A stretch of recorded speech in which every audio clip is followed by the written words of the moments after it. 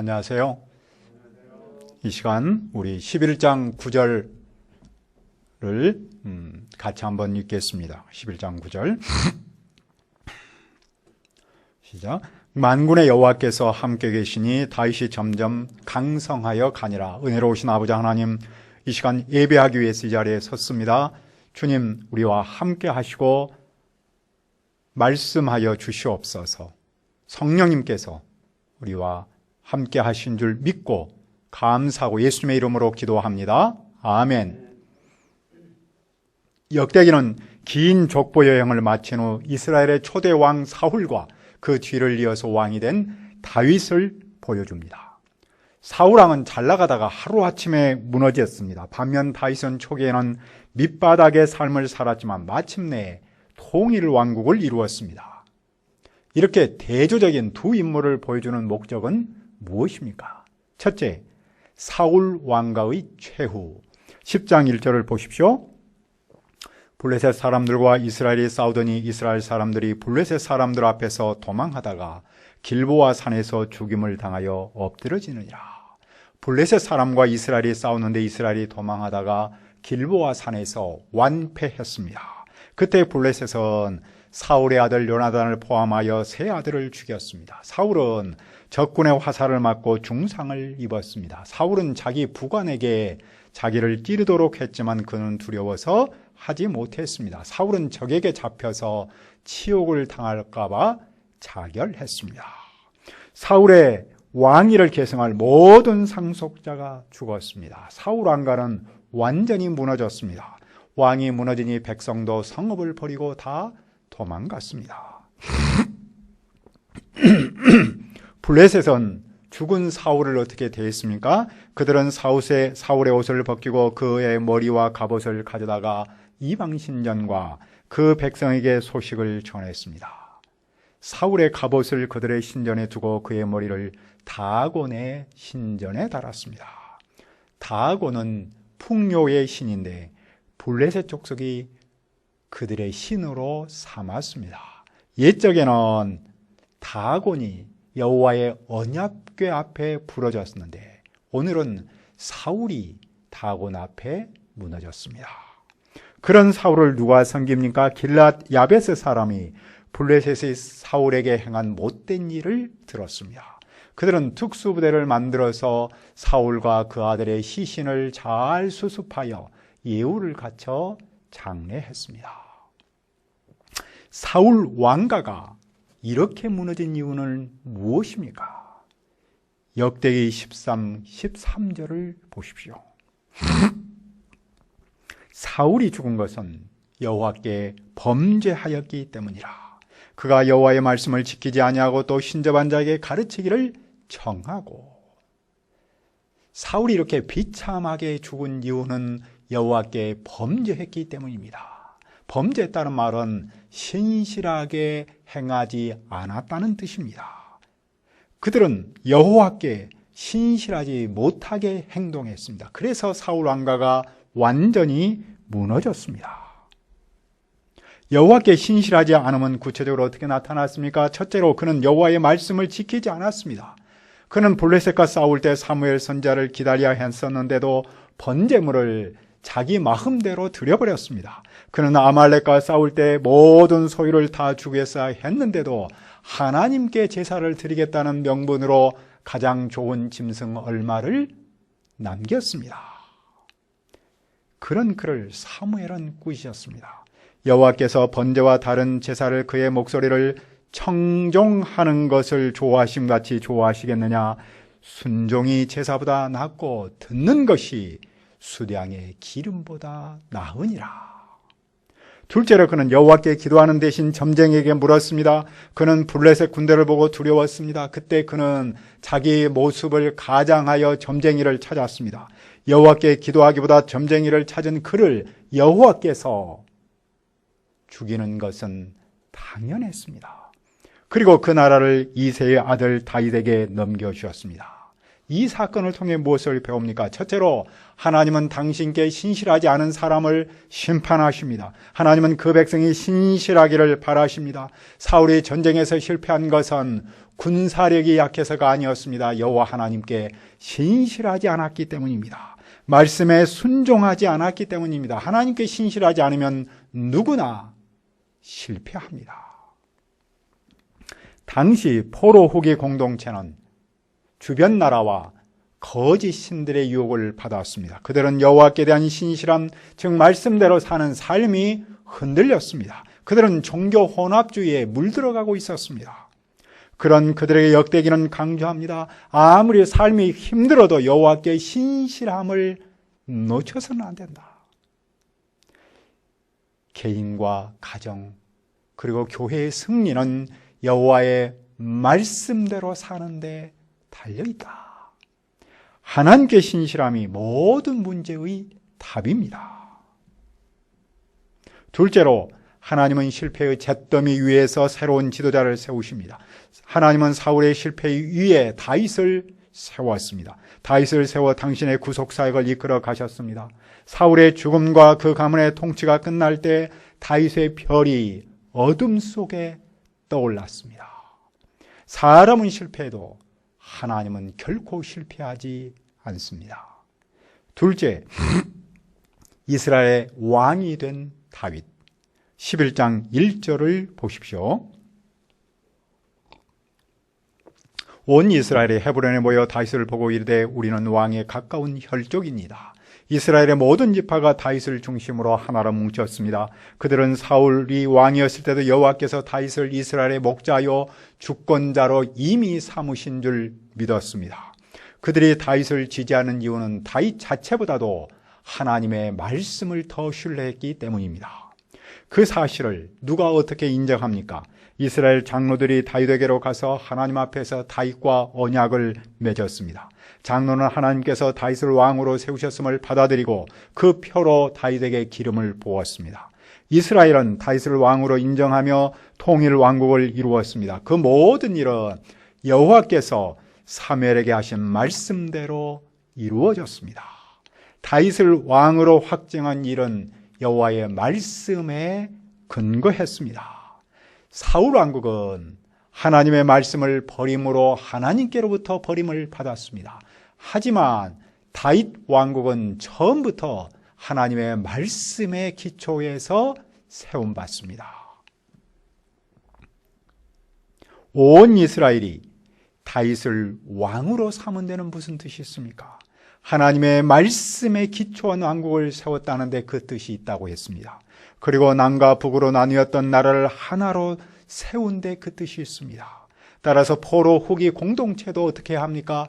말씀을 기초로 뭉쳐야 합니다. 그리고 그들 또한 남과 북으로 나누어져서 서로 싸우고 갈등할 것이 아니라 하나님의 말씀 안에서 하나로 뭉치라는 겁니다. 물론 그것은 역사적으로 예수님께서 오심으로써 이루어졌습니다. 예수님은 유대를 거쳐서 사마리아로 가심으로써 유대와 사마리아 사이에 막힌 담을 허셨습니다. 그리고 그 일은 초대교회를 통해서 온 인류를 하나로 만드는 일로 나타났습니다. 그 사상은 오늘 우리 교회를 통해 이어졌습니다.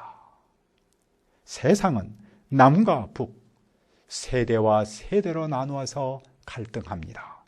일부 정치는 그것을 이용하고, 그러나 본질에서 우리는 하나입니다.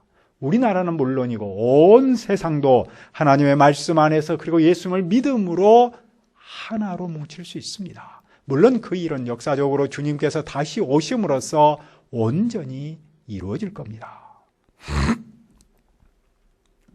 다윗은 왕이 된 후 가장 먼저 무엇을 했습니까? 그는 여부스로 쳐들어가서 시온 산성을 뺏었습니다. 여부스는 예루살렘의 옛 이름입니다. 다윗이 그 성에서 살았으므로 사람들은 그 예루살렘 성을 다윗성이라고 불렀습니다. 자, 다윗은 예루살렘 성에서 점점 어떻게 되었습니까? 11장 9절을 읽읍시다.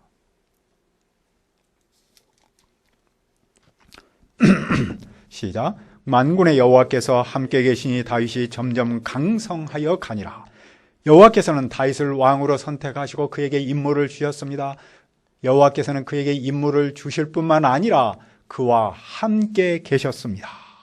다윗은 하나님께서 함께 계셔서 점점 강성하여 갔습니다. 강성하여 갔다는 말은 점점 성장했다 또는 위대해지거나 중요하게 되어 간다라는 뜻입니다.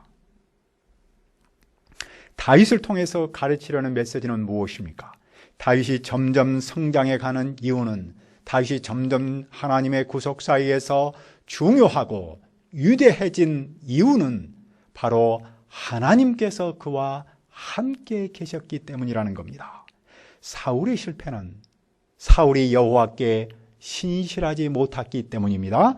반면 다윗의 강성함은 다윗이 여호와께 신실했기 때문이 아니라 여호와께서 그와 함께 하셨기 때문입니다. 물론 다윗은 하나님께 신실했습니다. 그런데도 다윗이 신실해서라기보다는 하나님께서 그와 함께 하셨다는 사실을 강조합니다. 사울의 실패는 완료형으로 기록했는데 다윗의 강성함은 진행형으로 기록했습니다. 다윗은 점점 강성하여 가는 사람입니다. 왜냐하면 하나님께서 그와 함께 하시기 때문입니다. 이 말씀이 역대기의 청중에게 주는 의미는 무엇입니까? 당시 청중은 물었습니다. 우리는 어떻게 이 땅에서 살 수 있는가? 우리의 지위는 어떻게 될 것인가? 즉 하나님은 이스라엘의 오늘과 내일을 책임지시는가? 거기에 대한 질문입니다. 이 질문에 대한 답은 무엇입니까? 하나님께서 다윗 왕국을 어떻게 세우셨는가를 보라라는 겁니다.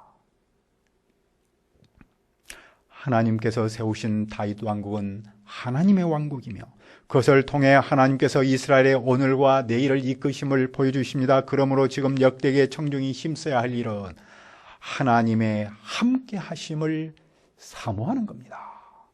자기 스스로 강성하여 갈 수 없음을 인정하고 하나님께 신실하도록 애써야 합니다. 그러면 그들의 현실이 힘들고 어려워도 다윗의 강성함을 현실로 맞을 수 있습니다. 그들은 내일의 희망을 품고 오늘을 힘차게 살아갈 수 있습니다.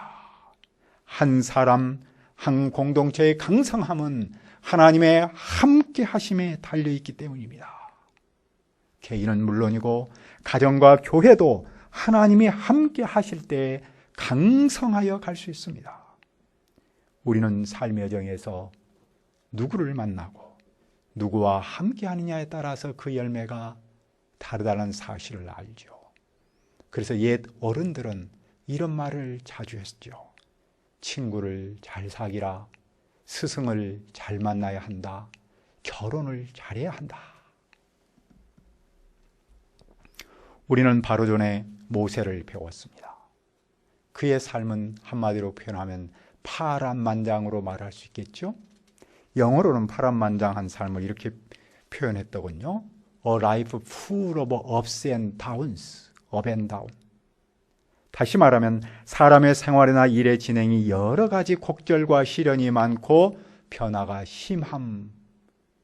그것은 바로 모세의 삶의 표현이었습니다. 모세의 삶이 바뀐 전환점은 시내산에서 하나님을 만난 데 있습니다. 하나님께서 그를 부르시고 함께 하시니 그의 삶이 점점 강성하여 갔습니다. 하나님 안에서 그는 위대한 일을 시도하고 위대한 일을 계획하고 위대한 일을 시도하는 위대한 종으로 점점 자랐습니다. 오늘 우리는 개인적으로나 교회적으로 만만하지 않은 시절을 보내고 있습니다. 코로나 상황은 우리의 현실을 더 힘들게 합니다. 그러나 우리가 희망을 포기할 수는 없습니다. 왜냐하면 다윗과 함께 하신 하나님, 역대기의 청중과 함께 하셔서 점점 강하도록 하신 그 하나님이 우리와 함께 하시기 때문입니다. 그러므로 우리는 현실을 보고 이런저런 생각에 빠지기보다는 하나님의 함께 하심을 사모하고 그분의 말씀대로 살려고 애써야 하지 않겠습니까? 뿐만 아니라 세상의 이상한 것에 묻기보다도 하나님께 기도하는 데 마음을 써야겠죠. 그러면 하나님께서 우리와 함께 하셔서 가정과 교회 그리고 이 나라를 점점 강성하게 하실 줄 믿습니다. 셋째, 다윗을 돕는 사람들. 11장 10절을 보십시오. 다윗에게 있는 용사의 우두머리는 이러하니라. 이 사람들이 온 이스라엘과 더불어 다윗을 힘껏 도와 나라를 얻게 하고 그를 세워 왕으로 삼았으니 이는 여호와께서 이스라엘에 대하여 이르신 말씀대로 함이었더라. 다윗 용사의 우두머리들이 다윗 왕을 적극적으로 도와서 왕으로 세웠습니다. 그들은 여호와께서 이르신 말씀대로 했습니다. 그들은 여호와께서 다윗을 왕으로 세우고 다윗과 함께 하신 줄 믿었습니다. 그 중에 300명 용사의 우두머리인 야소보암이 있는데 그는 창으로 한꺼번에 300명을 죽였습니다. 그 다음은 엘르아살인데 그는 블레셋 사람을 죽였습니다. 여호와께서 그의 용명을 통해서 큰 구원을 이루셨습니다. 그때 다윗은 베들레헴 성문 곁 우물물을 애타게 찾았습니다. 베들레헴은 다윗이 탄생한 곳이고 그의 고향이었습니다. 그런데 그는 그곳에 갈 수가 없었는데 블레셋 군대가 진을 쳤기 때문이죠.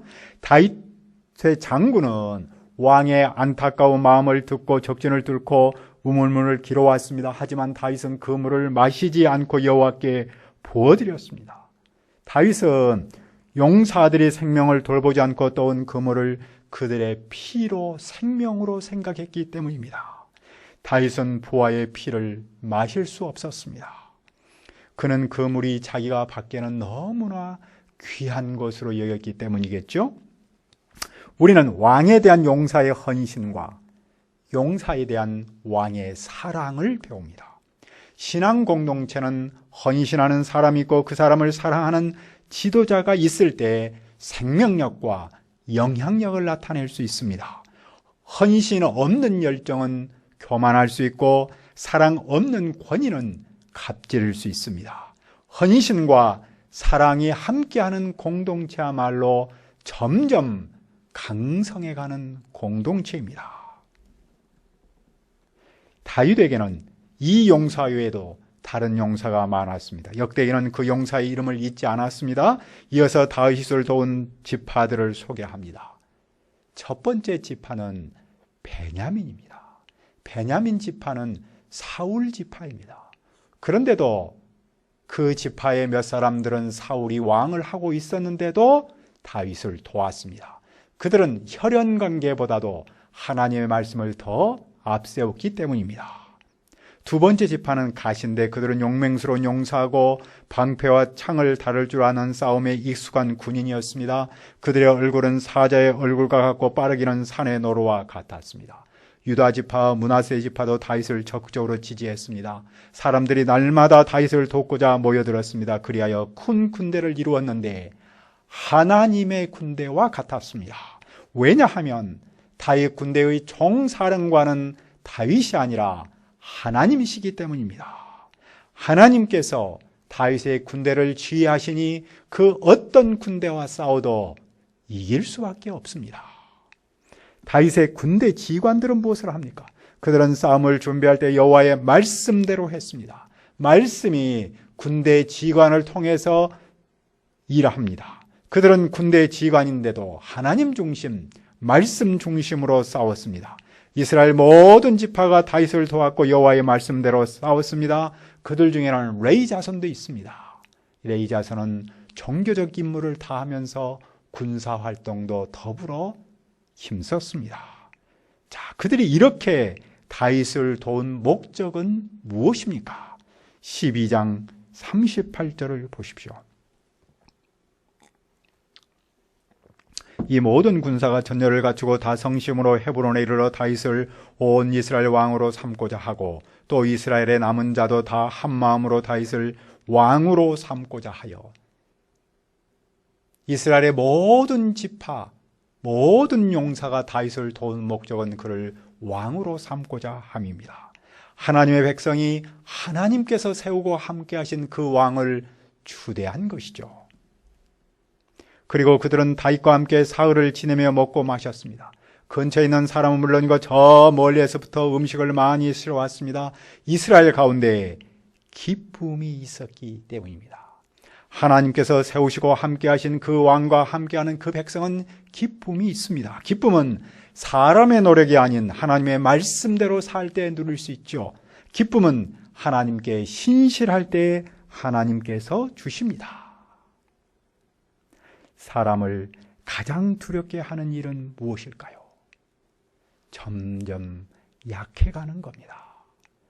반면 사람을 가장 역동적이고 기쁘게 하는 일은 무엇입니까? 점점 강성해 가는 것이죠. 어떻게 점점 강성하여 갈 수 있습니까? 하나님이 함께 하시면 점점 강성하여 갈 수 있습니다. 우리가 하나님의 함께 하심을 사모하고 그분께 신실하여 가정과 교회가 점점 강성하여 가기를 기도합니다. 은혜로우신 아버지 하나님, 하나님의 함께 하심을 믿고 하나님의 함께 하심을 사모하고 하나님께 신실하여 우리와 우리의 가정과 교회가 점점 강성해져서 어려운 이 시대에 생명이요 또한 희망을 증언할 수 있도록 도와주시옵소서. 예수님의 이름으로 기도합니다. 아멘.